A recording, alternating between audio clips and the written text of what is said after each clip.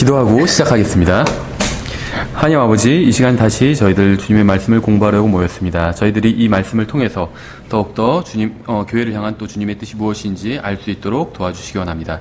감사드리며 예수님의 이름으로 기도드렸습니다. 아멘.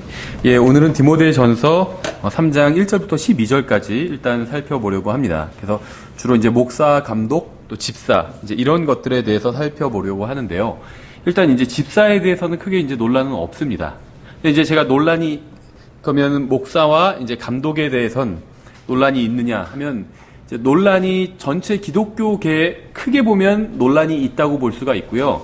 이제 침례 교회만 본다면 이제 이 부분도 논란이 없습니다. 그래서 일단 먼저 말씀을 드리면, 일반적으로 침례 교회에서는 이제 목사, 감독, 장로를 이제 같은 것으로 봅니다. 그래서 성경에서 목사가 나오고 감독이 나오고 장로가 나오면 이것을 이제 다 같은 것으로 봐요.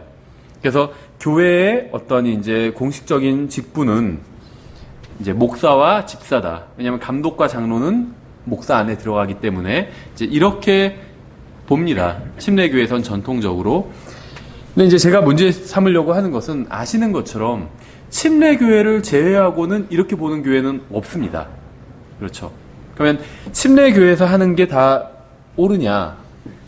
옳지 않을 수도 있죠. 옳은 것도 있고. 그래서 이제 이 부분에 대해서 이제 침례교회 내에서도 좀 다른 견해를 가진 분들이 있어요. 그래서 침례교회도 장로가 있는 교회들이 있습니다. 근데 이제 굉장히 소수예요. 미국에서도 소수고 우리나라에서는 아마 없지 싶습니다. 그래서 미국 같은 경우에는 있긴 있어요. 침례교회 장로라는 게. 저도 예전에는 책을 보다 보면 침례교회 장로가 뭐 이렇게 나와서 참 어색했었거든요. 침례교회인데 무슨 장로가 있냐 이렇게 생각했는데, 이제 그렇게 보는 교회들도 있다는 거죠. 근데 그럼 이제 제 입장은 어떠냐 하면, 저는 일단 목사와, 그러니까 감독과 장로가 같다고 보기엔 좀 무리가 있지 않나, 이제 이렇게 생각을 합니다. 근데 제가 이제 이렇게 보고 있지만, 기존에 이제 침례교회에서 가지고 있는 견해, 그러니까 목사, 장로, 감독이 다 같고 교회는 목사와 집사 이 두 직분만 있다, 이렇게 믿는 그 믿음을 일단 존중합니다. 저도 왜 그렇게 믿는지 이해를 하고 있고.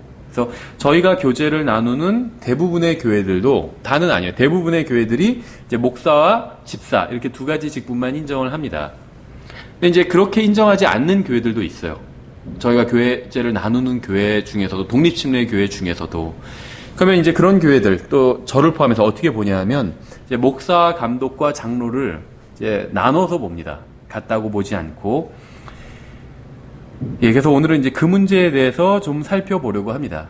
그럼 이제 이제 결론에 해당되는 이야기겠지만, 만약에 그걸 다르다고 본다면 왜 우리 교회에서는 그걸 다르게 실행을 안 하고 목사와 집사 이렇게만 실행을 하고 있냐, 또 이렇게 생각하실 분들도 있는데, 일단은 저희가 독립침례교회로 모였잖아요. 그럼 이제 사람들이 독립침례교회라고 하면 거기에 이제 기대하는 것들이 있습니다.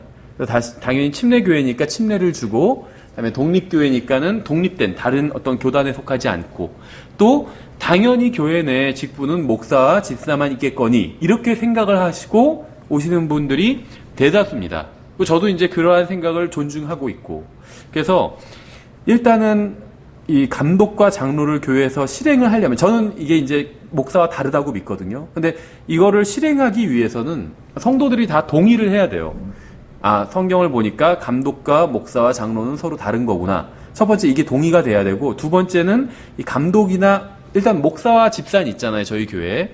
그러니까 감독이나 장로의 직분을 맡을 사람이 또 교회에 어떤 형제님이 맡았으면 좋겠다 해서 또 성도들이 다 동의가 돼야 됩니다. 그래서 두 가지가 동의가 돼야 돼요. 첫 번째는 이제 교리적으로 동의가 돼야 되고, 성도들이 목사와 감독과 장로가 서로 다르다는 게 동의가 돼야 되고, 두 번째는 그 직분들을 맡을 사람이 우리 교회에 있다. 그게 동의돼야 실제로 세울 수 있다는 거죠. 왜냐하면 이 집사도 마찬가지지만, 감독과 장로는 어쨌든지 간에 성경을 보면 이게 만약에 목사와 같다고 해도 굉장히 중요한 직분이죠, 교회 내에선. 근데 목사와 다르다고 해도 여전히 중요한 직분이라는 거예요. 그래서 성도들을 인도하는, 교회를 인도하는 직분이기 때문에. 그래서 굉장히 이렇게 중요한 직분인데, 성도들이 인정하지 않는다면, 그런 장로랑 감독과 목사를 분리하는 걸 난 인정하지 못해, 이러거나 아니면 그게 교리적으로는 또 납득은 되지만 우리 교회에는 감독에 적당한 부분이 없어. 이렇게 생각을 한다면 세울 수는 없다는 거죠. 그러니까 성도들, 왜냐하면 누구를 감독이나 장로로 세우면 그분이 이제 교회를 인도하는 일에 동참하게 되는데 성도들이 동의하지 않는 한에서 인도할 수는 없다는 겁니다. 이거는 사실은 집사나 부목사를 세우는 것도 마찬가지예요. 부목사를 세웠는데 만약에 물론 이제 가능한 일은 아니지만 만약에 목사가 독단적으로 부목사를 세웠어요. 근데 성도들 대부분은 그 사람을 인정하지 않아요. 그럼 이게 의미가 없다는 거죠. 그렇죠. 그래서 목사가 마음대로 부목사를 세우는 것이 아니라 우리가 이제 어떻게 목사나 집사나 부목사를 세우는지에 대해서도 이제 뒤에 이야기가 나오는데 성도들이 일단 동의할 수 있는 사람을 세워야 됩니다. 목사 마음대로 그냥 아무나 세우는 것이 아니라 성도들이 보니까 그러니까 다수의 성도들이 보니까 저 형제님은 가르치는 은사가 있다. 그래서 저 형제님도 교회에서 하나님의 말씀을 가르쳤으면 좋겠다. 이렇게 많은 사람들이 이제 추천을 한다면 그 사람을 이제 목사가 또 부목사나 부사역자로 세울 수가 있겠죠. 그래서 장로나 감독도 마찬가지라는 거예요. 일단 성도들이 이런 장로나 감독의 이러한 직분이 목사와 별도로 따로 있다. 이렇게 인정이 돼야 되고, 두 번째는 어떤 형제님이 장로나 감독으로서 교회를 인도해 줬으면 좋겠다. 이렇게 성도들이 또 인정한다면 그때 가서야 이제 세울 수가 있겠죠. 그냥 어떤 직분만 덜렁 임명해 놨다고 해서 되는 것이 아니라 실제적으로 성도들이 따를 의사가 있어야 된다는 거죠. 그렇죠. 그러니까 목사나 집사도 마찬가지고 교회를 인도하는 어떤 그 위치에 있다면, 위치에 누군가를 세운다면 성도들이 따를 의사가 있어야 됩니다. 그 사람을 인정을 해야 된다는 거예요. 목사다, 저 사람은 감독이다, 장로다, 집사다, 인정을 해야 그 사람의 인도를 따라갈 수 있다는 거죠. 그래서 저는 이제 이렇게 서로 다르다고 믿지만, 목사, 감독, 장로가 다르다고 믿지만 이걸 지금 교회에서 바로 실행할 수는 없다는 겁니다. 그렇죠. 먼저 성도들의 이해가 있어야 되고 또 여기에 맞는 어떤 사람이 있어야 세울 수 있다는 거죠. 이게 되지 않으면 교회가 혼란에 빠지게 됩니다. 최근에도 어떤 다른 교회 이야기를 들어보면 이제 성도들이 완전히 여기에 동의하지 않은 상태에서 누군가를 세우려고 했을 때 이제 저항도 만만치 않고 성도들이 납득이 안 된다는 거예요. 우리 교회는 침례교회인데 왜 장로를 세우냐, 납득을 못하고 있다는 거죠. 그게 첫 번째였고, 두 번째는 어떤 분을 장로나 감독으로 세우려고 하니까 성도들이 왜 그 사람을 세우냐, 또 그게 납득이 안 되는 거예요. 그 사람이 왜 장로냐. 만약에 장로와 목사가 다르다면, 그러니까 침례교회에선 같다고 보잖아요. 그만큼 장로와 감독에 대해서 중요하게 보는 거거든요. 근데 그게 다르다 할지라도 중요성은 떨어지진 않는다는 거죠. 성경에 나오니까. 근데 저 사람을 왜 우리 교회에서 장로나 감독으로 세우는지 모르겠다. 성도들이 이렇게 의문을 제기한다면 결국 세울 수 없다는 거죠. 그렇죠? 그래서 이 문제에 대해서 먼저 저도 우리 교회에서는 이걸 제가 설명해 본 적은 없습니다.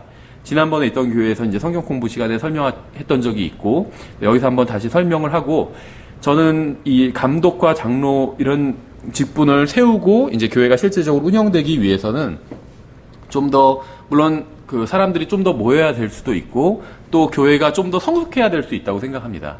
그리고 이제 이런 것들에 대한 충분한 또 이해가 있어야 되고, 그러니까 성도들이 여기에 대해서 동의하지 않으면 세울 수 없는 거예요.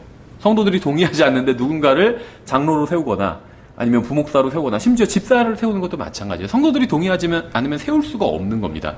누가 되었던 교회가 또 얼마나 사람이 많이 모이건을 떠나서 성도들이 동의해야 목사건 부목사건 장로건 감독이건 집사건 누구든 세울 수 있다는 거죠. 그래서 이번 시간은 목사, 감독, 집사에 대해서 살펴보지만 특히 목사와 감독, 장로가 왜 다른 것인지에 대해서 좀 살펴보도록 하겠습니다. 먼저 디모데전서 3장 1절을 보시면, 남자가 감독의 직무를 사모하면 선한 일을 사모한다는 이 말은 참된 말로다, 이렇게 말씀하고 있죠. 그래서 이제 감독에 대해서 말씀하고 있고, 이 개신교에서 이제 일부 교회, 감리교에선 감독이 있지만 또 장로교에선 장로가 있는 대신 감독은 없죠. 또 용어는 약간 다르지만 천주교회에서는 감독이 있죠. 근데 이제 성경적 의미의 감독이 아니라 좀 변질된 의미의 감독인 것이죠. 천주교에서 분리되어 나온 교회들은 교회의 인도자들에게 성경이 말씀하시는 것보다 훨씬 더 많은 권위를 부여하고 있는 것이 이제 일반적입니다. 그러니까 천주교회는 어떤 교회의 인도자들에게 굉장히 많은 막강한 권한을 부여하고 있잖아요. 사제들과 또 어떤 주교, 추기경, 교황에게 일종의 그쪽 교회의 인도자들이죠. 이 사람들에게 너무나도 많은 권한을 부여하고 있죠. 심지어는 막 파문할 권한, 누구를 지옥에 보낼 권한까지도 주고 있는 거죠. 근데 이제 개신교는 그만큼은 아니지만 개신교도 사실 천주교의 어떤 잔재를 가지고 있기 때문에 교회의 인도자들에게 또 그 잘못된 이러한 권한을 부여하는 경우들이 굉장히 많이 있습니다. 그러니까 마치 뭐 개신교 목사가 당회장이라고 부르잖아요. 개신교에선 목사가 마치 교회의 주인인 것처럼 엄청난 권한을 휘두르고 있다는 거죠. 그래서 교회 인도자들에게 너무 많은 권한을 두는 것도 잘못이지만 그렇다고 해서 아무런 권위를 두지 않는 것도 또 잘못된 거겠죠. 그래서 교회에서 어떤 특정한 사람을 특별하게 높여서 뭐 교황이라고 하거나 신성시하는 것은 정말 당연히 비성경적인 일이죠. 그런데 아무도 교회를 인도하거나 지도하거나 또 가르치게 하지 않는 것도 역시 마찬가지로 비성경적인 일이에요. 그러니까 교황이나 아니면 일부 이제 개신교에서도 목사가 너무나도 막강한 권한을 쥐고 있는 경우가 있잖아요. 그건 잘못된 거예요. 성도들이 다 반대해도 목사가 하면은 그냥 해야 되는 그런 경우들이 있잖아요. 그건 잘못된 거죠. 목사는 그러한 어떤 물리적인 권한을 행사하는 사람이 아니기 때문에. 근데 반대로 이제 거기에 막 너무 데이다 보니까 아예 어떤 사람들이 나오냐면 그런 거 다 없다. 다 똑같이 형제인데 누구는 무슨 뭐 목사고 누가 왜 앞에 서서 혼자 가르치고 그런 거 없다. 또 이런 교회들도 있어요. 돌아가면서 설교한다 그러고 이런 교회들도 있습니다. 둘 다 잘못된 일이라는 거죠. 근데 저도 그런 모임에 한번 그냥 방문해 본 적이 있어요. 목사가 없다는 거예요. 자기네 모임엔. 다 똑같이 형제라고 부른다는 거예요. 그럼 그렇다고 해서 정말로 다 평등하냐? 또 그건 아니었어요. 그 모임을 주로 주관하는 아주 막강한 형제님이 있었어요. 그 형제님을 일종의 뭐 책임 형제 또 이런 식으로 부르더라고요. 그럼 결국엔 책임 형제란 말이 목사란 말과 뭐가 다르냐는 거죠. 목사가 가지고 있는 똑같은 권한을 아주 막강한 권한을 가지고 있었어요. 그래서 그 형제님도 형제님이라고 부르긴 하지만 그 형제님이 어떤 그 하는 대로 다 다른 형제들도 따라가야 됐습니다. 그럼 결국에는 말만 우리 교회는 목사가 없어요 이렇게 얘기하는 거지 실제로는 그 형제님이 목사였다는 거죠. 그 모임에. 그렇죠. 왜냐하면 거기서도 목사 없이 우린 교회를 하겠다 이렇게 해봤지만 실제로 이제 이루어지지가 않으니까 교회가 모임이 이루어지지 않으니까 뭐 책임 형제니 무슨 형제니 이렇게 성경에도 없는 말을 또 지어서 갖다 붙이게 됐다는 거죠. 그러면서 그 형제님들이 지금도 있어요. 킹제임스 성경 진영 내에도 목사를 인정하지 않아요. 목사 제도 이렇게 부르면서 거부하는데 전 참 의아하더라고요. 왜냐하면 그분들도 자기들도 킹제임스 성경 믿는다고 하더니 하나님의 말씀으로. 근데 킹제임스 성경에 분명히 목사가 나오잖아요. 근데 목사가 나오는데 왜 교회에 목사가 없어야 된다고 주장하는지 모르겠어요. 그러니까 목사는 있어야 됩니다. 다만 목사에게 성경에도 없는 어떤 막강한 권한을 준다든지 이런 거는 잘못된 거겠죠. 그러니까 잘못된 건 하지 않으면 되고 바른 한도 내에서 성경에 나온 그대로 이 목사 뭐 제도라고 부른다면 이것을 실행하면 되는 거겠죠. 신약 성경에 의하면 교회에서 인도를 하는 일을 맡은 사람들이 분명히 있습니다. 그렇죠. 초대 교회는 사도와 어떤 대언자들과 그다음에 복음 전도자와 그다음에 이제 목사, 그다음엔 또 다른 일을 또 처리하기 위해서 집사들을 또 세웠죠. 그래서 분명히 교회를 인도하는 사람들이 성경엔 분명히 나와 있어요. 두 사람이 모여서 교회를 시작한다면 한 사람은 인도하는 일을 하고 다른 한 사람은 그 사람을 돕는 일을 해야 됩니다. 이것이 이제 주님께서 정하신 방법이에요. 하나님께서 국가를 세우실 때도 특정한 사람을 그 국가를 인도하는 사람으로 세우셨습니다. 그렇죠. 그래서 성경에서 분명히 모든 위에 있는 권세는 다 주신 분이 있다고 하나님께서 주신 거라고 그렇게 말씀하고 있잖아요. 그래서 교회, 가정, 국가가 다 이제 하나님께서 세우신 거예요. 다 하나님께서 누군가를 인도하는 사람으로 세우셨다는 거죠. 구약 성경을 보면 제사장 제도를 만드실 때도 특정한 사람을 제사장으로 세우셨습니다. 마찬가지로 교회를 세우실 때도 특정한 사람들이 교회를 인도하도록 세우셨어요. 목사나 집사만 제사장이란 건 아닙니다. 그건 별개의 문제죠. 모든 그리스도인들이 다 제사장이에요. 근데 이제 어떤 분들이 착각하는 게 이제 특히 목사에 대해서 부인하는 분들이 교회 목사 필요 없다. 왜냐하면 우린 다 만인 제사장인데 베드로전서 말씀하시는 것처럼 이렇게 말씀하시는 분들이 있는데 맞아요. 모든 그리스도인들이 제사장인 건 맞습니다. 그런데 그렇다고 해서 목사가 필요 없는 건 아니에요. 왜냐하면 목사와 제사장은 본질적으로 하는 일이 다르기 때문에 만인 제사장이 하는 일이 뭐죠? 다른 백성을 위해서 대신해서 하나님께 나아가는 일을 하잖아요. 그래서 하나님과 사람 사이를 이어주는 일을 하는 게 이제 제사장이 하는 일이죠. 모든 구원받은 사람들은 다 제사장입니다.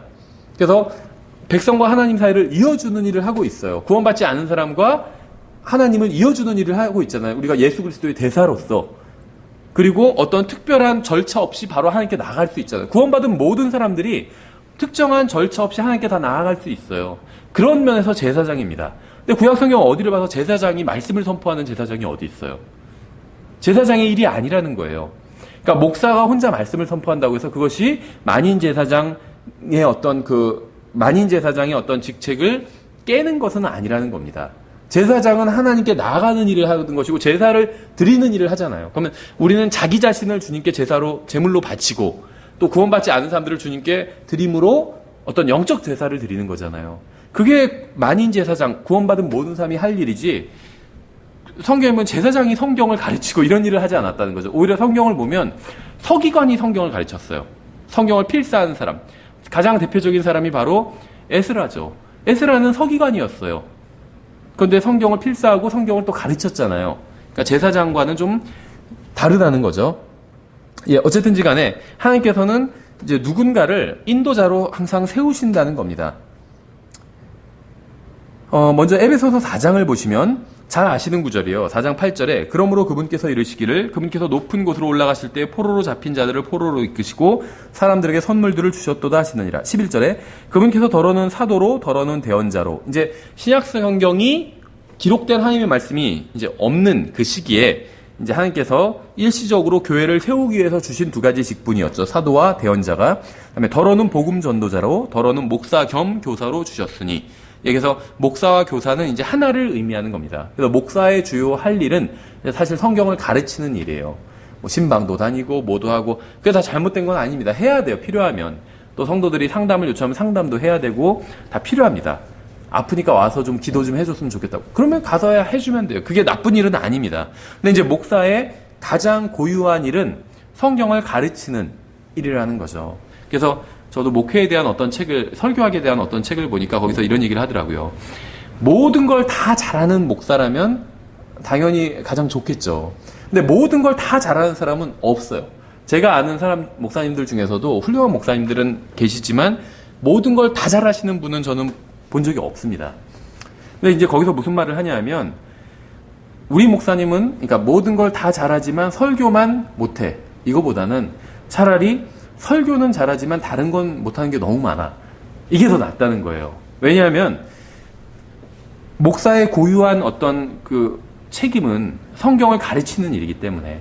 그렇죠. 그래서 다른 걸 다 잘해도 성경을 가르칠 수가 없다면 그 사람은 목사가 되면 안 됩니다. 근데 성경을 가르칠 수 있으면 목사가 될 수 있어요. 일단 다른 게 좀 부족하다 할지라도. 왜 그런지에 대해서 조금 더 살펴보도록 할게요. 하나님께서는 그리스도의 몸인 교회를 섬기게 하기 위해서 특정한 사람들을 목사 겸 교사로 이제 교회에 주셨습니다. 디모데전서 또 디도서는 감독과 장로와 집사에 대해서 말씀하고 있어요. 그러면서 이제 안수하는 문제와 또 자격 조건에 대해서 말씀하고 있습니다. 그런데 성경을 자세히 보면 감독과 장로와 집사는 은사와 관련이 있는 것이 아니라 자격과 관련이 있다는 것을 볼 수가 있어요. 그러니까 감독이나 장로나 집사에 대해서 성경에서 말씀하실 때, 디모데전서와 디도서에서 말씀하실 땐 자격 요건들을 열거하고 있다는 거죠. 그래서 오늘 우리가 이제 물론 이런 것들을 살펴볼 겁니다.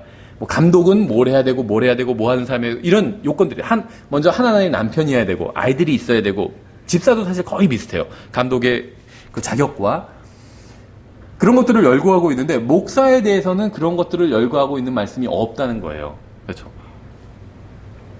그래서 성경을 보면 이 자격을 통해서 얻는 직분과 또 은사를 통해서 얻는 직분이 서로 다른 것이 아닌가.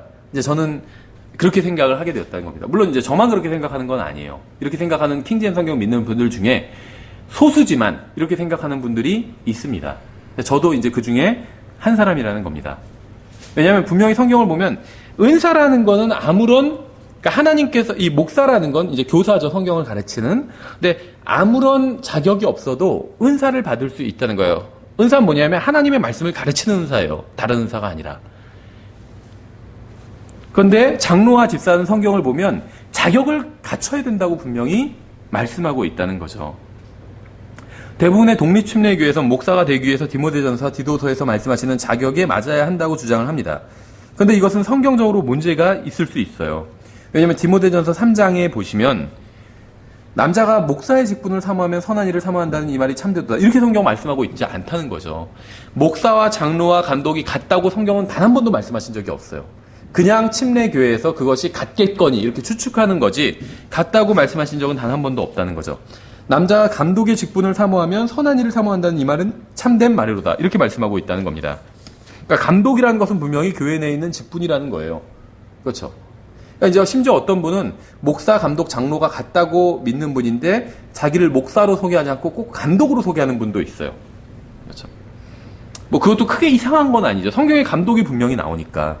근데 계속해서 다음 절을 보시면 그러므로 감독은 반드시 책망받을 것이 없으며 한 아내의 남편이며 깨어있으며 맑은 정신을 가지고 있으며 행실이 바르며 손님 대접하기를 힘쓰며 가르치는 재능이 있으며 이렇게 말씀하고 있죠. 만약 감독이 목사고 목사가 감독이라면 목사는 반드시 한 아내의 남편이어야만 합니다. 그러니까 많은 침례교회에서 이것을 목사는 결코 이혼한 적이 없는 사람이어야 한다는 의미로 주장하는 경우도 있는데 근데 여기서 한 아내의 남편이라는 것은 그런 의미는 아니죠. 결혼해서 배우자가 있는 사람이어야 한다는 것을 의미하고 있어요. 그러니까 현재 아내가 있어야 된다는 거예요. 그 사람이 감독의 직분을 수행할 그 당시에 현재 아내가 있어야 된다는 겁니다. 그러니까 한 아내의 남편이라는 것은 오직 한 번만 결혼한 사람을 의미하는 것이 아니라 현재 한 아내를 둔 사람을 의미하는 거예요. 왜 이럴 수밖에 없냐 하면 지금은 이제 이런 경우가 많지 않지만 지금도 간혹 들어보면 뭐 친구의 아는 어떤 선배님의 아버지가 아내가 하나가 아니에요. 둘인 경우도 있어요. 그러니까 요즘 세대에는 그런 경우가 없는데 과거 세대에는 있었어요. 1900년대 초까지만 해도 첩들이 있었고 부잣집에. 그렇지 않나요? 지금도 있을 수는 있겠죠. 정말 그 재벌가 같은데 전 잘 모르지만 근데 이제 2000년 전에는 이런 일이 좀 더 흔했다는 겁니다. 어떤 법률의 제한을 받지 않기 때문에. 지금은 이제 중혼은 금지되어 있잖아요. 우리나라에선 철저하게. 그러니까 문명화된 국가에서는 다 금지되어 있는데 과거에는 문명화된 국가에서도 중혼이 금지가 아닌 경우가 많았다는 거예요. 그래서 하나님의 원래 의도는 한 남자, 한 여자가 만나서 가정을 이루는 것이 하나님의 원래 의도였기 때문에 이 당시에 많은 사람들이 아내를 한 사람 이상을 두고 있었지만 하나님께서는 그런 사람들을 절대 교회 인도자로 세우지 말라는 의미였다는 거죠. 왜냐하면 성경적 진리를 그 사람의 가정을 통해서는 보여줄 수가 없기 때문에. 그래서 한 아내의 남편이라는 것은 현재 아내가 한 명이어야 된다. 이제 이것을 의미하고 있습니다. 그렇죠? 근데 만약에 그러니까 벌써 이제 지금 그러니까 지금 감독의 조건에 대해서 말씀하면서 가장 첫 번째로 들고 있는 것이 한 아내의 남편이라는 조건이죠. 이게 이제 가장 중요한 조건이에요. 다른 조건들도 중요하지만 이게 이제 가장 첫 번째 오는 조건이 되는데 성경에서는 반드시라고 표현하고 있다는 거죠. 반드시 있어야 된다. 있어도 어떤 권장 사항이 아니라 의무 사항이라는 겁니다. 그렇죠. 그런데 그렇다면은 디모데전서 3장 2절을 목사의 자격이라고 한다면 아직 결혼하지 않은 젊은 남자나 결혼을 하기는 했지만 아내가 먼저 세상을 떠난 남자는 결코 목사가 되어서는 안 된다는 말이 된다는 거죠. 그러니까 디모데전서 3장 2절을 이제 목사의 자격으로 침례교에서는 이렇게 가르쳐요. 근데 그렇게 가르치면서 침례교, 특히 독립침례교에서 뭐라고 하냐면 다 성경을 문자 그대로 믿는다고 주장하잖아요. 그렇지 않아요? 여러분이 아시는 독립침례교회 중에 성경 문자적으로 믿지 않는다 이렇게 주장하는 교회는 없을 거예요. 다 그렇게 주장해요. 그럼 성경을 문자적으로 믿는다고 하면서 감독은 반드시 하나의 남편이어야 한다고 했는데 이 말씀은 동의하지 않는 경우가 너무나 많다는 거죠. 그렇죠. 왜냐하면은 이쪽 독립침례교회에서 보면 아내가 없이 그러니까 솔로인 형제도 목사로 안수하는 경우들이 있어요. 그렇죠. 예를 들면 아내가 예를 들면 먼저 주님께로 갔거나 이런 경우에도 계속 목회직을 유지하고 있는 경우들이 있다는 거죠. 말이 되지 않는다는 겁니다. 저는 일단 이 목사, 장로와 감독이 같지 않다고 믿는 이유는 성경에서 같다고 말씀하신 적이 한 번도 없고 오히려 감독과 장로는 어떤 직분, 자격을 얻어서 신앙생활에 오랜 경륜을 쌓는 동안 자격을 얻어서 여기서 열거하고 있는 이런 자격에 다 해당되는 게 자격을 얻는 거죠. 그래서 이제 감독이나 장로가 되는 것이고 목사는 은사로 받아서 되는 게 목사라는 거죠. 근데 이러한 개념이 생소한 게 아니에요. 성경에서.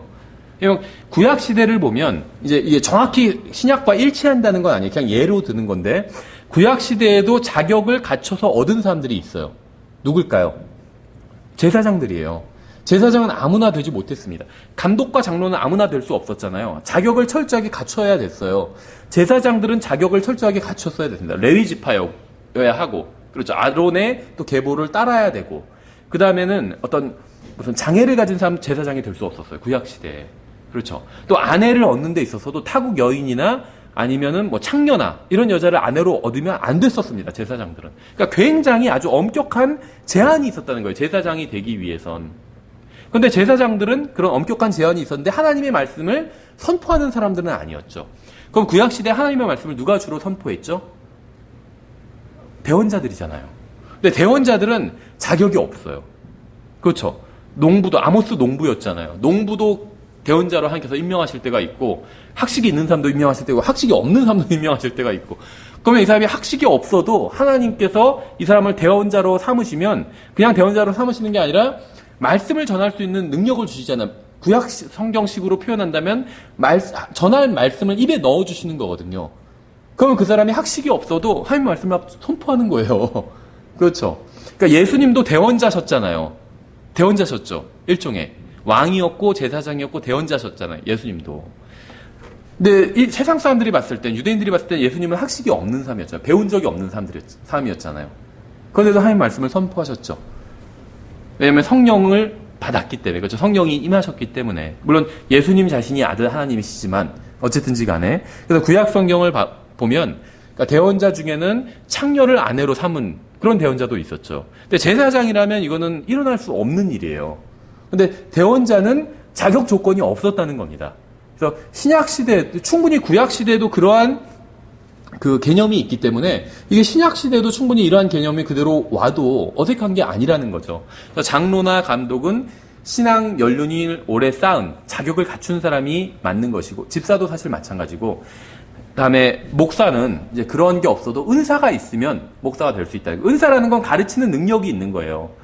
지금 여태까지 가장 큰 침례 교회를 하고 또 가장 침례 교회 목사 중에 가장 역사적으로 존경받는 사람이 누군지 아세요? 스펄전이에요. 저도 굉장히 좋아하는 그 목사님이에요. 스펄전 목사님. 돌아가신 목사님 중에 제가 가장 존경하는 목사님입니다. 근데 이분이 목회를 언제 시작했냐면 16살 때 시작했어요. 그러니까 우리 나이로는 17살 때죠. 근데 이 사람이 거의 60세까지 설교를 했어요. 그러니까 40년 이상 설교를 했고 3,000편 이상 설교를 남겼는데 구약 1,500, 신약 1,500 거의 절반씩 남겼어요. 굉장히 설교에 은사가 있었고 이 사람의 설교집이 이제 두 파트로 나눠요. 이제 메트로폴리탄 태버넌클이라고 해서 아주 큰 대형 교회를 세웠고 그 전에 아마 뉴파크 스트리트인가 거기서 이제 목회를 할 때 이제 조금 초창기 목회죠. 그래서 설교집도 그렇게 나뉘어요. 초기와 이제 나중에 그 중기 이상으로. 그런데 초기 설교는 10대 때 한 설교예요. 나중에 말년에 한 설교는 이미 설교를 40년간 해서 이제 50대 아주 완숙할 때 설교를 한 설교고. 근데 그 설교의 질이 크게 다르지가 않아요. 10대 때 한 설교와 50대 사역자 40년간 사역을 하고 한 설교가 크게 다르지 않다는 거예요. 물론 좀 독특한 얘기는 하지만 왜 근데 크게 다르지 않을 수밖에 없었냐면 이 사람은 하나님께서 세우신 목사였기 때문이에요. 그럼 이 사람은 이제 자격을 본다면 이 사람이 처음에 스펄전이 목회할 때는 아내가 없었어요. 그러면 벌써 처음에 걸리는 거잖아요. 목사, 감독과 장로가 같다면 스펄전은 목사의 자격이 없는 사람이었어요. 그렇죠. 만약에 감독이 목사 같다고 본다면 성경적으로 목사의 자격이 없는 사람이잖아요. 그럼 가짜 목사, 자격이 없는 사람을 뭐라고 하면 가짜 목사라고 그래요. 자격이 없는 제사장을 가짜 제사장이라고 할 수 있잖아요. 마찬가지라는 거죠. 스펄전도 그러면 가짜 목사가 된다는 거죠. 근데 참 이상하죠. 하나님께서 크게 쓰신 사람인데 스펄전을 통해서 수많은 사람들이 예수님께로 돌아왔거든요. 그런데 그게 공교롭게도 가짜 목사라고 한다면 좀 이상하잖아요. 근데 목사, 감독과 장로가 다르다고 본다면 스펄전이 가짜 목사가 아니라는 거죠. 스펄전은 참된 목사였어요. 다만 감독이나 장로는 아니었기 때문에 처음엔 자격은 당연히 없었죠. 감독과 장로의 자격은 10대 때 목회를 시작했을 땐 나중엔 자격을 갖췄겠지만 복수의 자녀들을 낳았기 때문에 그것도 잘 또 키워냈기 때문에 복수의 자녀들을 그 두 아들 쌍둥이를 낳았는데 둘 다 그 사역자가 됐거든요. 굉장히 잘 키워냈어요. 그 헌신적으로 그 가정도 아주 잘 인도를 하고. 그러니까 나중에는 장로와 감독의 자격을 얻었죠, 스펄전이. 그렇지만 처음에 10대 때는 아내도 없는데 무슨 자격이 어디 있겠어요. 그러니까 만약에 제가 해석하는 것처럼 감독과 장로와 목사가 다르다면 스펄전은 참된 목사가 될 수 있다는 거죠. 그래서 교회사를 보면 이런 예가 너무 많아요. 그러니까는 감독이 목사라고 했을 때는 목사의 자격이 전혀 안 되는 사람들인데 이걸 분리하고 나면 목사의 자격을 갖춘 사람들. 왜냐면 그 사람 하나님의 말씀을 가르치는 은사가 있으니까. 그 하나면 자격이 있는 거거든요, 목사는. 하나님의 말씀을 교사기 때문에 다른 자격은 있으면 좋지만 없어도 상관없다는 거예요. 그래서 하나님의 말씀을 가르칠 대언자랑 비슷하다는 거죠. 대언자는 다른 자격이 없잖아요. 그냥 하나님의 말씀이 그 사람 입안에 있으면 그 사람이 대언자인 거예요. 제사장은 자격이 있어야 된다는 거죠. 그래서 이렇게 나눠서 봐야 훨씬 더 교회사도 설명이 되고 성경적으로도 조화가 될 수 있다는 거죠. 그리고 말 자체도 생각해 보세요. 만약에 이 장로와 목사가 같다면 장로라는 말 자체는 영어로는 엘더거든요. 우리나라 말로도 이 장로라는 건 나이가 든 사람이라는 의미를 가지고 있어요. 그러면은 20대 초반을 장로라고 부를 수는 없겠죠. 20대 초반에 목사가 될 수는 있어요. 우리나라 같은 경우는 이제 좀 드물긴 한데, 왜냐면 우리나라에서는 20대의 목사라고 그러면 잘 인정 안 해주거든요. 어리다 그러고. 30대도 어리다고 하더라고요. 40대면 되면 그때서야 이제 어리지는 않다 이렇게 평가를 해주더라고요. 근데 미국에서는 20대 초반에 목회하는 형제님들이 굉장히 많아요. 그러니까 40대가 되면 벌써 목회 경력이 20년이에요. 그러니까 완숙하죠. 근데 우리나라는 40대에 이제 초짜 목사예요. 저 같은. 완숙하지가 않죠. 그러니까는 이제 미국에서도 실제 실행은 제가 가르치는 것처럼 하고 있는 거예요. 근데 교리를 자기네들 교회 헌법에는 목사, 장로, 감독 다 같다 이렇게 해놓고는 실행은 제가 가르치는 대로 그대로 하고 있다는 거죠.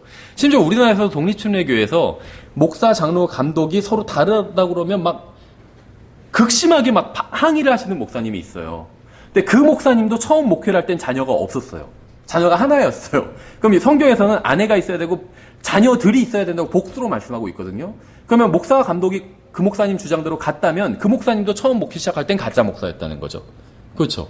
근데 제가 생각할 땐 그 목사님 가짜 목사가 아니에요. 킹제임 성경을 위해서 굉장히 노력을 많이 하시는 분이고 열심히 성경 가르치시는 분이에요. 선교도 열심히 하시고.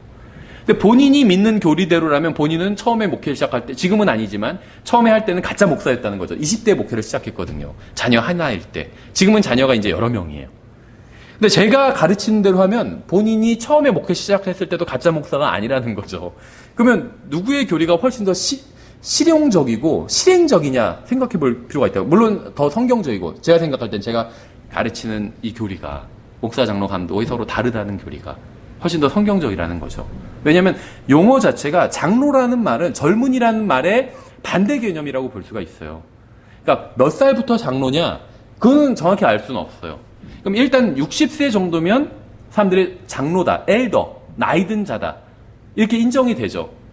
50세 정도도 인정이 돼요. 40세 좀 애매하죠. 근데 일반적으로 그 장로교회 헌법마다 다르지만 또 형제교회 장로가 있잖아요. 40세부터는 장로를 시켜줘요. 30대부터는 안 시켜줘요. 그러니까 일반적으로 장로에 대한 몇 살부터 엘더, 나이 든 사람이라고 부를 수 있는지에 대해서 논쟁은 있지만 대충 빠르면 40대, 늦어도 50세부터는 인정을 받는다는 거죠. 엘더로. 20대, 30대가 엘더로 인정받을 수는 없다는 거예요. 단어 자체가. 20대는 유스예요, 유스. 그렇죠. 이제 10대 후반부터 20대 초반까지는 청년들이에요, 청년들. 그러지, 엘더라고 부르진 않는다는 거죠. 어떤 경우에도. 근데 20대의 패스터가 될 수는 있다는 거, 목사가 될 수는 있다는 겁니다. 성경을 가르칠 수 있다면.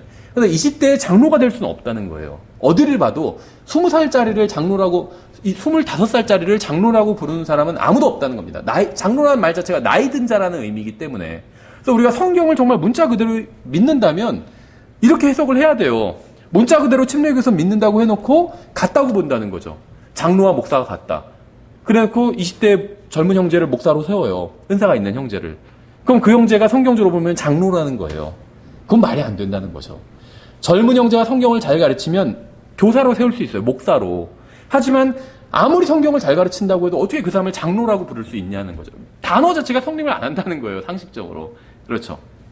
여기서 좀 더 살펴보면 디모데전서 3장 2절은 감독의 자격에 대한 말씀이지 목사에 대한 말씀이 아닙니다. 디모데전서 3장 2절을 목사의 자격에 대한 말씀이라고 한다면 목사는 거기서 열거하는 모든 자격에 맞아야 돼요. 디모데전서 3장 2절에는 맞지 않지만 성경을 잘 가르치고 하나님의 말씀을 잘 선포하는 사람들이 분명히 있습니다. 자, 하나님께서 그들에게 목사 겸 교사의 은사를 주셨기 때문이에요. 그렇죠. 그럼 생각해 보세요. 예를 들면 웨슬리 같은 사람도 목사였잖아요. 목사. 물론 이제 감리교니까 약간 좀 다르지만, 근데 웨슬리가 성경에 보면 가정을 잘 인도하는 사람이 감독이 될 수 있다고 말씀하고 있거든요. 근데 감독과 목사, 장로가 다 같은 것이라면 가정을 잘 웨슬리도 인도하는 사람이었어야 돼요. 근데 아시는 것처럼 웨슬리는 가정을 잘 인도하는 사람이 아니었습니다. 주님의 위엄으로 가정을 잘 인도할 수 있는 사람이 아니었어요. 역사상 가장 많은 사람들에게 정말 복음을 전하고 가장 많은 영향력을 끼친 사람 중에 하나가 바로 이 웨슬리거든요. 그러니까 기독교 역사 통틀어서 가장 많은 사람들에게 복음을 전하는 두 사람을 꼽으라고 한다면, 사도 바울 빼고 두 사람을 꼽으라고 한다면 웨슬리와 휘필드예요. 그러니까 알미니안주의 대표자인 웨슬리와 칼빈주의 대표자인 휘필드, 이 두 사람이 가장 많은 사람들에게 영향을 끼친 사람이라고 볼 수가 있어요. 굉장히 훌륭한, 물론 이 두 사람이 믿는 중심 교리는 좀 잘못되어 있지만 그럼에도 불구하고 복음을 둘 다 열심히 전했고 굉장히 훌륭한 설교자들이었습니다. 정말 훌륭한 설교자들이었어요. 그런데 웨슬리는 왜 인류 3대 악처 중에 한 명이라고 부르거든요. 웨슬리의 부인을. 소크라테스의 부인이랑 또 한 명은 누군지 모르겠어요. 웨슬리 부인도 들죠.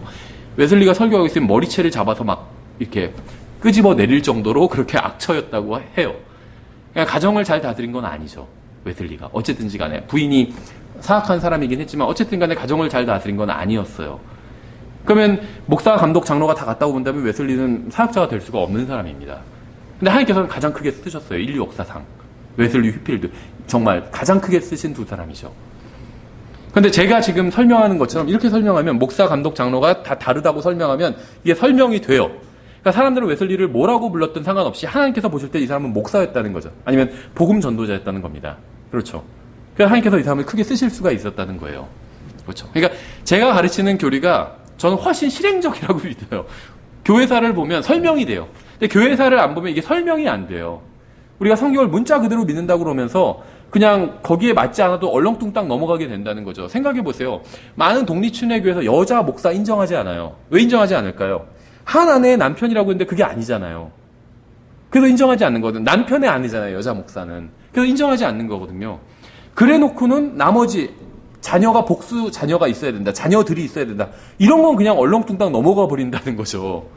그럼 말이 되지 않는다는 거. 그거는 성경을 문자 그대로 해석하는 것은 아니라는 거죠. 디모데전서 3장 2절에서 말씀하시는 자격 요건은 선택사항이 아니라 필수사항입니다. 왜냐하면 반드시라고 말씀하고 있기 때문에. 반드시. 성경에서 반드시라고 하면 이거는 100%예요. 50%가 아니라.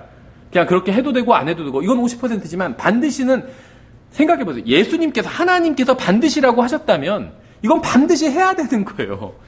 어느 정도냐면 이 반드시가 요한복음 3장 7절에 나와요. 잘 아시는 구절이죠. 너희가 반드시 다시 태어나야 하리라. 그러면 사람이 다시 태어나도 되고 다시 태어나지 않아도 되고 그런 걸까요? 그게 아니죠.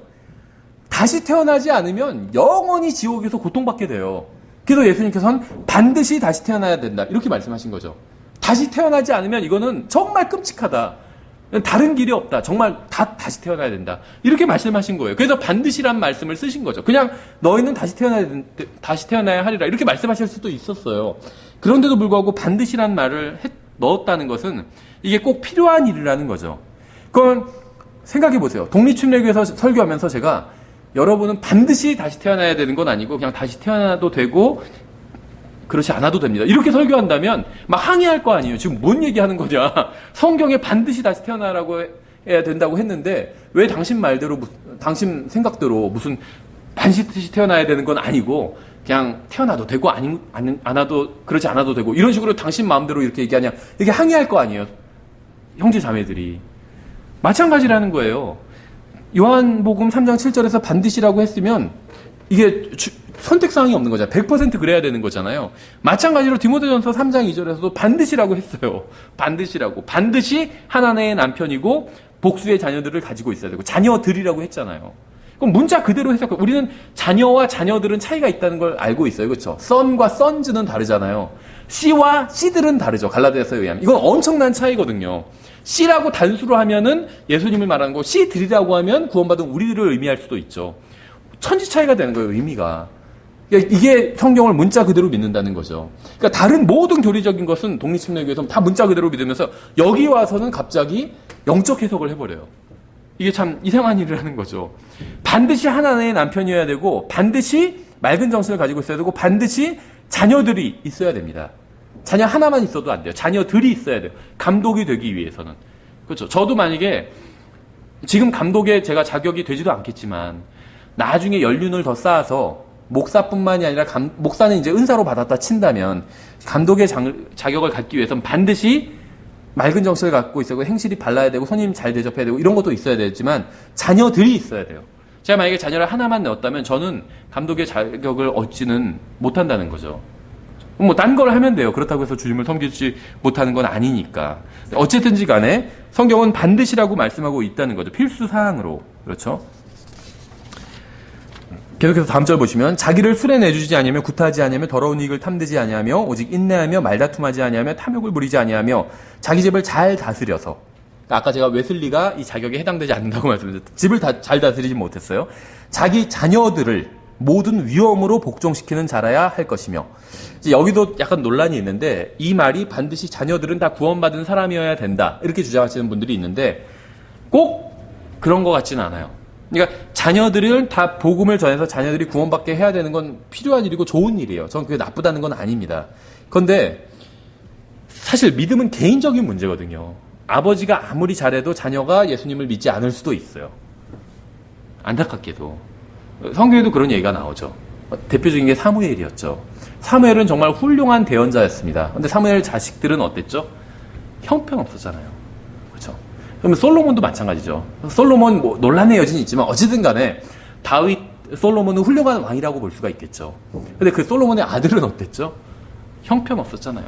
그런 얘기가 굉장히 많아요. 그렇죠? 히스기야, 뭐 아사, 아버지는 훌륭했는데 자녀는 형편없는 경우가 많이 있었다는 거죠. 예. 그래서 그러면 이게 무슨 말이냐면 말 그대로 자녀들을 모든 위험으로 복종시킬 수 있어야 돼요. 그러니까 자녀들이 아버지 말씀에 순종하는 자녀가 되어야 된다는 겁니다. 이거는 할 수 있다는 거예요. 그러니까 예수님을 믿고 안 믿고는 그 자녀의 마음에 달린 문제예요. 그건 어떻게 할 수가 없어요. 다만 믿을 수 있도록 최선을 다해서 인도해 줄 수는 있겠죠. 그래도 안 믿어요, 자녀가. 그럼 정말 어쩔 수가 없어요. 그걸 어떻게 해요? 말을 물가로 끌고 갈 수 있어도 물을 먹일 수는 없잖아요. 어쩔 수 없는 문제라는 거죠. 그런데 위험으로 복종시킬 수는 있다는 거예요. 그렇죠. 어릴 때부터 매를 때려가면서 그러면 아이가 위험으로 복종을 해요. 그렇죠. 그건 필요한 일이라는 거죠. 예, 그래서 위험으로 복종시키는 자라야 할 것이며 남자가 자기 집을 다스릴 줄 알지 못하면 어찌 하나님의 교회를 돌볼 수 있으리요. 그래서 문맥을 보면 더 분명해집니다. 감독은 교회를 인도하는 일을 합니다. 따라서 어떤 사람이 감독이 되려고 한다면 자신의 지도력을 입증해야 돼요. 나는 감독의 자격을 가지고 있다. 이걸 입증해야 되는데 자신의 지도력을 입증하는 방법은 바로 가정을 통해서 입증하는 거란 거죠. 이게 굉장히 힘든 시험이에요, 사실은. 가정을 평안하게 아이들을 또 위험으로 잘 인도한다는 게, 그렇죠. 아내는 이제 조력자로서 또 아내도 인도하는 거죠, 남편이. 그리고 아이들을 또 인도하고. 이게 정말 쉬운 일이 아니에요. 정말 어려운 일, 어떻게 보면 가장 어려운 일 중에 하나일 수도 있다고 생각을 합니다. 가정을 잘 인도하는 게. 그래서 이 가정을 잘 인도하는 걸 통해서 내가 감독의 자격을 가지고 있다. 이것을 입증해 보일 수가 있다는 거죠. 목사도 마찬가지예요. 그렇죠. 목사는 성경을 잘 가르치는 걸 통해서 목사의 자격이 있다는 걸 입증하는 거죠. 그렇죠. 그래서 성경은 분명히 그 감독은 반드시 하나의 남편이어야 한다고 말씀하고 있고 또 여기서는 자녀들이 있다고 말씀하고 있습니다. 따라서 감독은 아내와 복수의 자녀가 포함된 가정을 가지고 있어야 돼요. 그렇죠. 그래서 그 가정을 잘 인도해야 감독의 자격이 있는 것이죠. 그래서 성경은 목사가 반드시 아내와 아이들이 있어야 한다고 말씀하신 적이 단 한 번도 없어요. 또한 성경은 목사와 감독이 같은 것이라고 말씀하신 적도 없습니다. 그렇죠. 그럼 이제 다만 이제 저는 이런 건 있어요. 지금 디모데전서 3장이 감독의 자격에 대한 것이고 목사에 대한 것은 아니라고 말씀을 드렸죠. 그럼 목사는 이 자격과 상관이 없느냐? 상관이 없기도 하지만 다른 한편으로는 상관이 또 있습니다. 왜 그러냐면 이것이 이제 감독의 자격이긴 하지만 이상적인 그리스도인 형제의 모습이기도 합니다. 그렇죠. 감독만, 성경에 의하면 감독만 자녀들을 잘 다스리면 되는 것이 아니라 모든 형제들이 자기 가정을 잘 다스려야 돼요. 자녀들을 또 위험으로 잘 다스려야 되고. 그렇죠. 감독도 아니니까 그렇게 할 필요가 없어. 이렇게 얘기할 수는 없다는 거죠. 그런 면에 있어서 목사도 해당된다는 겁니다. 그리고 이제 또 실행적으로는 이게 목사에 대한 말씀은 아니지만 이렇게 하면은 존경을 받겠죠. 디모데전서 3장 1절부터 12절까지 나오는 이 내용대로 산다면 누군가가 존경을 받겠죠. 그러면 목사는 더욱더 교회에서 존경을 받아야 되는 위치에 있는 사람이라는 거죠. 근데 존경이란 게 그냥 오는 것이 아니라 이렇게 제대로 된 실행을 해야 존경이 온다는 겁니다. 그렇죠. 그래서 이게 목사의 조건은 아니지만 목사가 이 조건에 맞추려고 노력을 한다면 성도들에게 존경을 받고 또 더 큰 유익을 줄 수 있겠죠. 그래서 교리적으로는 이게 목사와 관련이 없는 말씀이지만 실행적으로는 당연히 관련이 있죠. 그래서 교리적으로 보면 결혼을 하지 않아도 그 사람 목사로 세울 수 있습니다. 성경을 가르치는 은사가 있다면. 근데 저 같으면 제가 누구에게 조언을 준다면, 목회에 관심 있는 사람이 있다면 결혼을 하라고 조언을 주겠어요. 왜냐면 그래야 더 목회를 어떤 의미에서 효과적으로 할 수가 있기 때문에. 그렇죠. 본을 보여가면서 훨씬 더 효과적으로 할 수 있기 때문에. 결혼을 하지 않아도 성경을 잘 알고 있다면 가정생활에 대해서 설교할 수가 있습니다. 자녀가 없어도 성경을 잘 알고 있으면 자녀 양육에 대해서 설교할 수가 있어요. 하나님의 말씀을 알고 있기 때문에. 그렇죠. 지옥에 가보지 않아도 지옥에 대해서 설교할 수 있잖아요. 하나님의 말씀을 알고 있다면. 그런데 결혼을 해서 자녀들을 양육하고 있다면 더 잘 설교할 수가 있겠죠. 그렇죠. 그래서 이왕이면 그렇게 하는 게 좋다는 거예요. 그러니까 교리적으로는 결혼을 하지 않은 사람도, 자녀가 없는 사람도 목사가 될 수 있어요. 왜냐하면 디모데전서 3장은 목사가 아닌 감독의 자격에 대해서 말씀하고 있기 때문에. 근데 만약에 저에게 누가 상담을 한다면, 목회에 관심 있는 형제가 상담을 한다면 결혼을 하고 또 아이들도 낳고 이렇게 하라고 조언을 주겠다는 거죠. 그게 훨씬 더 목회에, 교회를 인도하는 데 있어서 본을 보일 수 있고 더 좋은 것이기 때문에. 그렇죠. 잘 교회를 더 인도할 수 있기 때문에. 예, 그래서 성경은 그 목사가 반드시 아내와 아이들이 있어야 된다 이렇게 말씀하신 적은 없습니다. 또 성경은 목사와 감독이 같은 것이라고 말씀하신 적도 없어요. 그래서 만일 디모데전서 3장이 목사에 대한 말씀이라면 목사는 반드시 적어도 2 이상의 자녀를 두어야 된다는 것이 되죠. 그리고 그 2 자녀는 아버지에게 순종하는 사람들이어야 되죠. 만일 2 자녀를 두고 있어도 순종하는 자녀들이 아니라면 목사의 일을 그만두어야 된다는 거죠. 성경은 그렇게 말씀하신 적도 없고 또 이렇게 실행하는 걸 전 본 적이 없어요. 어떤 목사님도 이 목사, 감독, 장로가 같은 거라고 주장하시는 목사님인데 자녀들이 교회를 다 떠났어요. 교회를 안 다녀요. 자녀들이. 근데 이제 그 목사님은 막 다른 핑계를 대시는데 어쨌든 간에 그 목사님의 뜻은 자녀들이 교회를 잘 다니는 거일 거 아니에요. 최소한 목사님이니까. 근데 자녀들은 교회를 다 떠났어요. 그럼 결국에는 자녀들을 위험으로 잘 다스린 건 아니잖아요. 그렇죠. 그러니까 그분들의 해석에 의하면. 그런데 목회를 그만두지는 않는다는 겁니다. 그러니까 해석 따로, 실행 따로라는 거예요. 그러니까 목사, 감독, 장로를 같은 것으로 보는 분들은 항상 해석 따로, 실행 따로예요, 보면은. 근데 이걸 다른 것으로 본다면 해석과 실행이 따로 갈 필요가 없다는 거죠. 일치할 수 있다는 겁니다. 그러니까 괜히 쓸데없는 굴레를 목사에게 지울 필요가 없다는 거예요. 목사는 그냥 성경을 가르치는 은사만 받으면 됩니다. 성경에 보면 그것뿐이 없어요. 목사에 대한 거는. 예, 그래서 목사는 은사이기 때문에 자격과 관련은 없습니다. 기본적으로. 하지만 자격을 갖추면 더 좋다는 거죠. 저는 디모데전서 3장 말씀이 전혀 필요 없다. 목사들에게. 이런 얘기는 절대 아닙니다. 이 말씀대로 살려고 하면 훨씬 좋아요. 그 사역은 훨씬 더 큰 열매를, 많은 열매를 맺을 겁니다. 저도 이렇게 해야 되고. 하지만 이것이 목사의 자격은 아니라는 거예요. 성경은 그렇게 말씀하고 있지 않기 때문에. 그래서 목사는 은사고 감독은 자격과 관련이 있습니다. 목사는 하나님의 말씀을 잘 가르침으로 자신이 은사를 받았다는 사실을 입증하고 감독은 자신의 가정을 잘 인도함으로 자신이 교회를 인도할 지도력을 가지고 있다는 사실을 입증하는 거죠. 교회와 가정이 규모만 다를 뿐이지 같은 원리로 이루어진다고 말씀을 드렸죠. 그래서 가정을 잘 인도하는 사람은 교회도 잘 인도할 수가 있는 거예요. 그렇죠.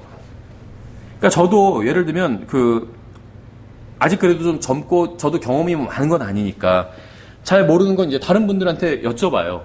그러면은 연륜이 있는 분들이나 또 가정이 평안한 분들에게 아무래도 여쭤보게 되거든요.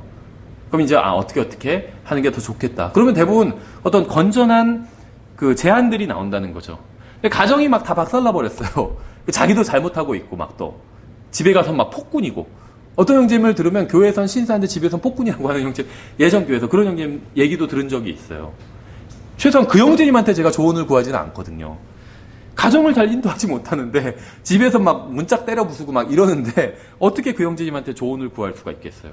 가정도 인도하지 못하는데 교회를 어떻게 인도하겠어요, 그 형제님이. 그렇죠. 그 형제님의 지혜를 빌릴 필요는 없다는 거죠, 사실. 예, 그래서 가정을 잘 인도하는 사람이 교회를 잘 인도할 수 있다는 겁니다. 비슷한 정말 사랑의 원리로 이렇게 어떻게 보면 운영되는 게 가정과 교회가 마찬가지이기 때문에. 그래서 자격과 관련 있는 것은 감독이지 목사가 아닙니다. 결혼해서 한 아내의 남편이며 적어도 둘 이상의 자녀를 두고 있는 사람이 감독의 자격을 갖고 있는 것입니다. 저는 자녀가 없는 사람 목사가 될 수 없다는 이야기를 한 적이 없어요. 성경에 그런 말씀이 없기 때문에. 그렇죠. 그래서 성경은 목사의 자격에 대해서 말씀하고 있지 않고 감독의 자격에 대해서 말씀하고 있죠. 예, 성경은 감독에 대해서 말씀하시면서 다스린다는 표현을 쓰고 있습니다. 그런데 같은 절에서 다스리는 것이 무엇인지 정의해주고 있어요. 우리가 지난 시간에도 본 것처럼 그건 돌보는 거죠. 돌보는 것. 그래서 가정을 잘 돌보는 사람이 교회도 잘 다스릴 수 있다는 거예요. 왜냐하면 성경적 정의에 의하면 다스리는 것과 돌보는 것은 같기 때문에. 그렇죠. 가정에서 아주 자상한 아버지가 교회에선 자상한 인도자가 될 수 있다는 거예요. 감독의 직분을 사모하는 사람은 자신의 가정을 잘 인도하고 돌봄으로 자신이 교회를 잘 인도하고 돌볼 수 있는 지도력을 가지고 있다는 사실을 이제 입증할 수 있어야 됩니다. 그래서 교회는 가정을 잘 인도함으로 그 지도력을 충분히 입증한 사람을 감독으로 세워야 돼요. 그렇죠. 그러니까 아무나 세성적인 직업이 좋다거나 돈 많다거나 사업자가 돈을 많이 버는 그런 사업체를 운영한다거나 이런 사람을 그냥 장로로 세울 수는 없다는 거죠. 교회에 오고 나서 그 사람을 오랫동안 지켜보고 나서 가정을 평안하게 잘 인도하고 있고 또 성경적 원칙을 가지고 사는 사람이라면 그 사람을 교회의 인도자로 세우는 거지 돈만 많다고 해서 세울 수는 없다는 거죠. 교회는 다양한 부류의 사람들이 있습니다. 결혼해서 가정을 이루고 있는 자녀를 둔 사람들도 있어요. 그래서 누가 이런 사람들을 인도할 수 있을까요? 결혼해서 가정을 성공적으로 인도한 사람이 인도할 수 있겠죠. 자녀들을 잘 키우고, 그렇죠. 그러니까는 자녀들을 반드시 믿게 해야 되는 것, 이거는 약간은 별개의 문제인 것 같다고 말씀을 드렸죠. 왜냐하면 믿음은 개인적인 거기 때문에. 다만 자녀들이 부모님을 존경할 수 있어야 돼요. 예수님을 믿진 않아도 부모님을 존경하는 자녀라야 된다는 거죠. 그러면 이제 위험으로 잘 다스린 거예요. 믿는 거는 개인의 문제이기 때문에. 그래서 교회에는 아이들을 둔 부모들이 있습니다. 그래서 아이들을 신실하게 양육한 사람이 이제 이들을 또 제대로 인도할 수 있겠죠. 교회 성도들을. 그 다음에 성경을 가르칠 수 있는 사람 누구일까요? 하나님으로부터 가르치는 은사를 받은 사람이 성경을 가르칠 수 있는 능력을 가지고 있는 거예요. 그래서 결혼한 사람만이 성경이 결혼에 대해서 무엇이라고 말씀하고 있는지 가르칠 수 있는 건 아니죠. 그러니까 결혼한 적도 없고 아이들을 양육해 본 적이 없어도 충분히 결혼과 아이들 양육에 대해서 가르칠 수는 있다는 겁니다. 아까 제가 말씀드린 것처럼 지옥에 가보지 않아도 하나님의 말씀만 알고 있다면 모든 걸 알고 있는 거예요. 필요한 모든 걸. 지옥에 가보지 않아도 지옥에 대해서 설교할 수 있는 것처럼. 그렇죠. 여기서 성경을 가르치는 일은 목사가 합니다. 그러나 성도들이 목사가 교회에서 가르친 대로 살아가도록 지도하는 일을 하는 사람이 바로 이제 감독이라는 거예요. 장로와 감독이 할 일이 이런 일들이라는 겁니다. 그러니까 어려운 사람들을 가서 도와주고, 그러니까 어떤 기도해주고, 그래서 성경에서도 몸이 아프면 장로를 부르라고 말씀하고 있잖아요. 그러니까 이제 실질적으로 교회에 어떤 그 성도들을 보살피는 일을 하는 사람들이에요. 이 장로와 감독이. 그리고 목사는 성경을 교회에서 가르치는 일을 하는 거고. 그러니까는 서로 상호작용을 합니다. 목사도 장로와 감독의 어떤 그 인도를 따라야 돼요. 왜 그러냐면 구원받을 때 이제 목사의 은사를 받아요. 그러니까 구원받는 모든 사람들이 은사를 받게 됩니다. 그 중에서 어떤 사람들은 이제 목사의 은사를 받죠. 그래서 구원받고 몇 년 되지 않아서 3년 정도 성경을 배우고 나서 이 은사를 발휘하게 되는 경우들이 많아요. 스펄전 같은 경우에는 그랬어요.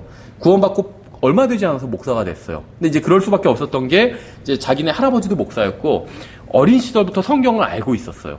근데 구원받는 순간에 성경을 자기가 알고 피상적으로 알고 있던 성경들이 지식이 이제 살아 움직이기 시작한 거죠. 그래서 이제 구원받지 얼마 안 돼서 목사가 될 수 있었던 거죠.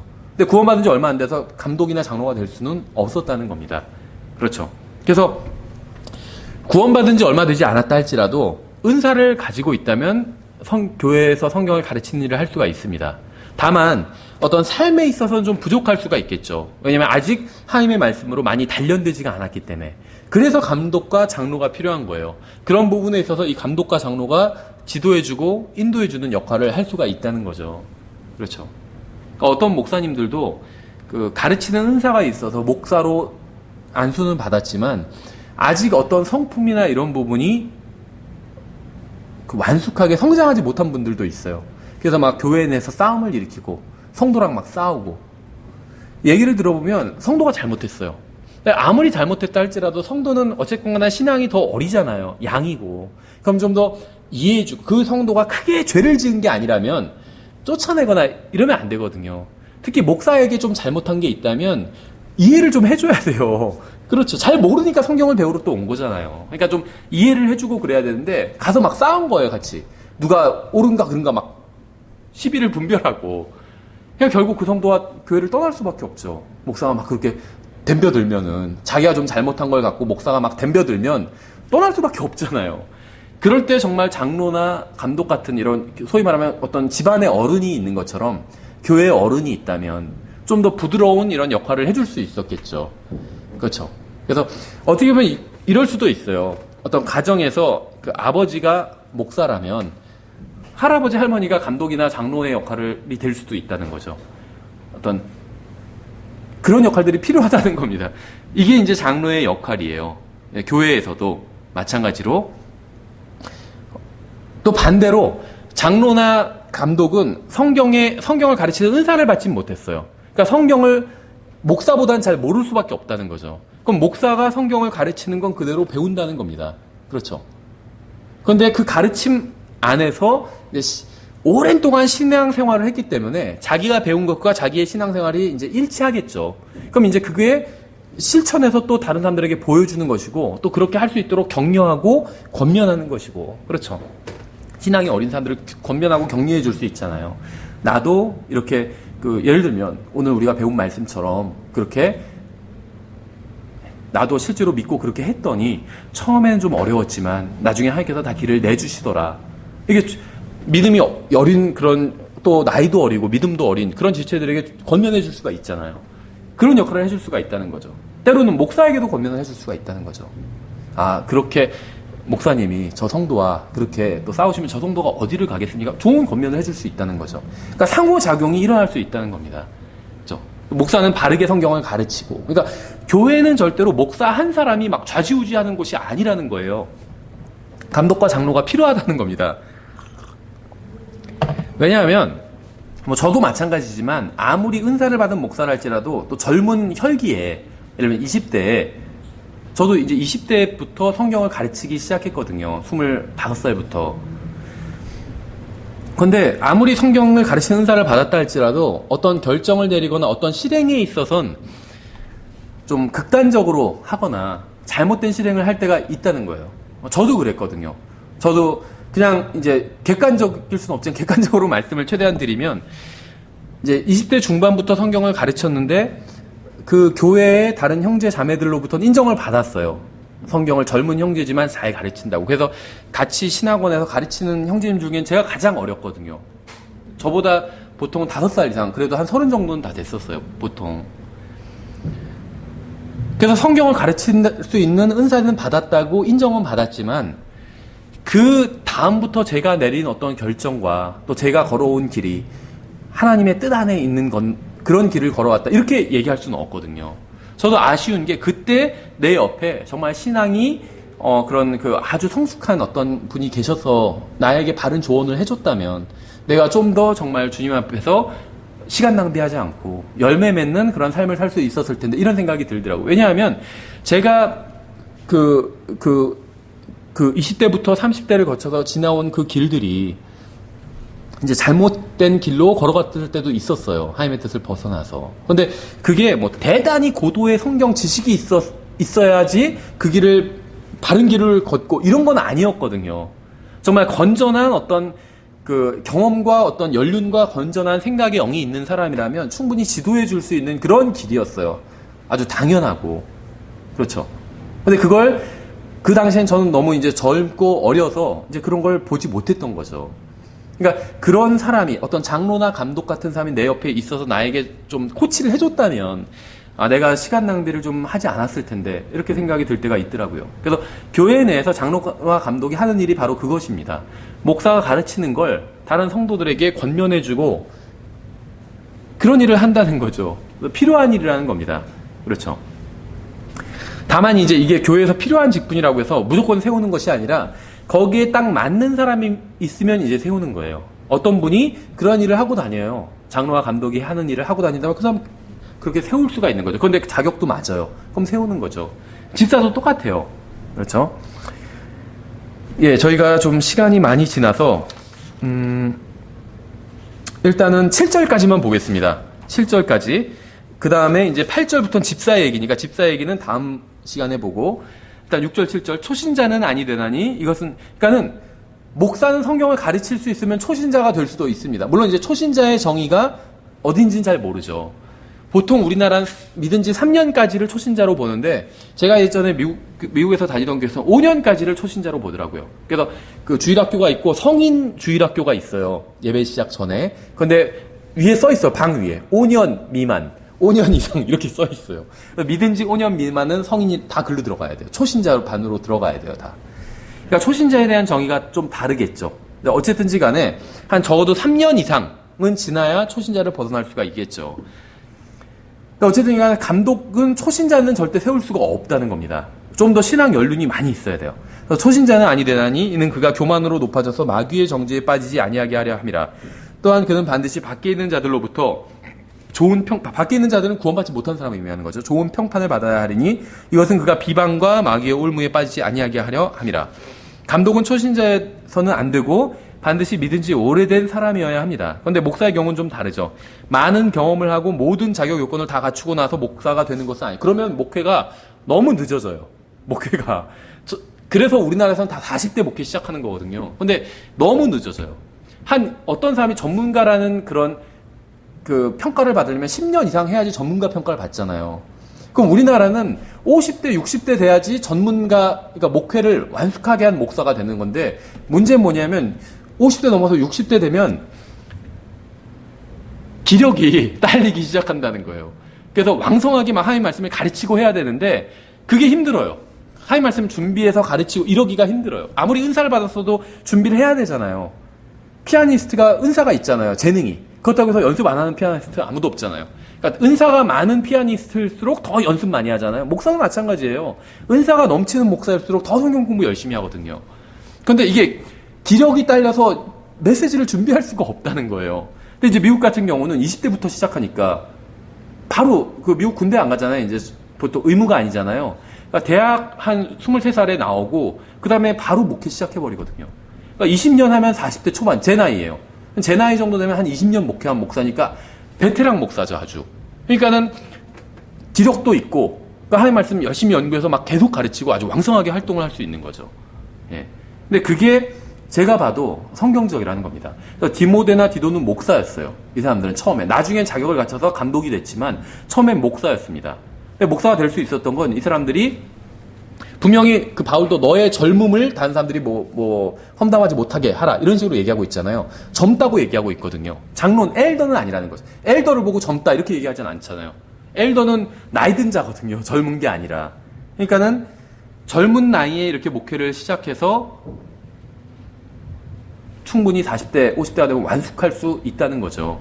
그러니까 성경적인 어떤 원리를 따르면 훨씬 더 효과적이 될 수 있다는 겁니다. 그렇죠? 그래서 감독은 초신자는 안 되지만 목사의 경우는 다르다는 거죠. 감독은 신앙생활을 오랫동안 한 사람이어야 하지만 목사는 그렇지 않다는 겁니다. 22살짜리가 하나님의 말씀을 잘 가르치는 그런 예들도 얼마든지 많아요. 아까 스펄전의 예뿐만 아니라 교회사를 보면 그런 예들이 굉장히 많습니다. 10대, 20대 설교자들이 많이 있다는 거예요. 은사가 있는.